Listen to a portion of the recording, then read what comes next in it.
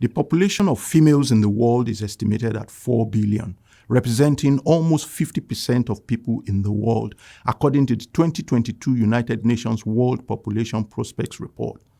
Hence, women and girls represent half of the people on Earth, and yet there remains an imbalance of opportunity enabling them to reach their full potential in all walks of life. In spite of this barrier, women and girls remain crucial to sustainable human development, whether at the family, national, or international levels. With me to briefly discuss and introduce Sustainable Development Goal 5, Gender Equality, is Professor Naiga Sultana, a professor of Sustainability, Accounting and Governance, and Associate Professor Tui Tain, Professor of International Business at Curtin University, Australia. The global crises that humanity is currently facing include poverty, hunger, food insecurity, lack of access to education, health, energy and water, modern slavery, climate change, and conflict and war. These crises disproportionately impact women compared to men. For example, 126 million more women go hungry every day compared to men.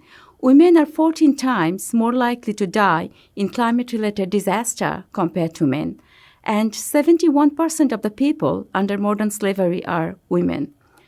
To address these issues, in 2015, the United Nations introduced the Sustainable Development Goals, or the SDGs, with a target of achieving the goals by 2030.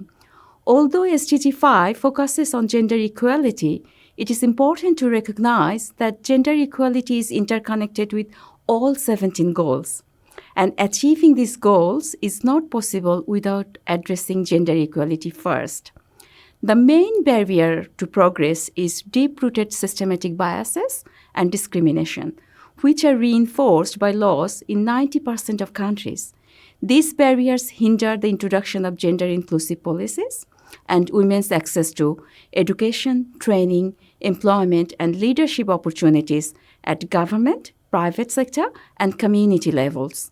By providing women equal access to leadership roles, proper training and education, and appropriate financing, we can work towards achieving all 17 Sustainable Development Goals, ensuring justice, equity, and economic progress. While some regions have progressed in closing the gaps in gender inequality in the workplace, gender inequality is still prevalent. Violence against women remains a global issue domestically and outside the home.